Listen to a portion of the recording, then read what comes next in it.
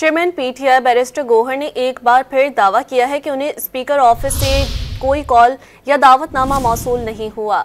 Speaker कौमी assembly Ayaz Sadiq के बयान पर रद्दअमल में बैरिस्टर गोहर ने वाज़ेह किया कि उन्होंने पहले भी कहा था और अब फिर भी कह रहे हैं कि उन्हें स्पीकर ऑफिस से कोई दावतनामा मौसूल नहीं हुआ।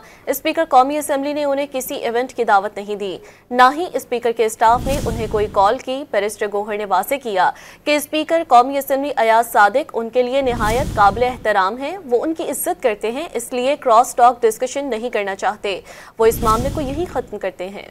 स्पीकर कौमी असम्बली ने उन्हें किसी इवेंट की दावत नहीं दी, ना ही स्पीकर के स्टाफ ने उन्हें कोई कॉल की। बैरिस्टर गोहर ने वाज़ेह किया कि स्पीकर कौमी असम्बली अयाज सादिक उनके लिए निहायत काबिल एहतराम है, वो उनकी इज्जत करते हैं, इसलिए क्रॉस टॉक डिस्कशन नहीं करना चाहते, वो इस मामले को यही खत्म करते हैं।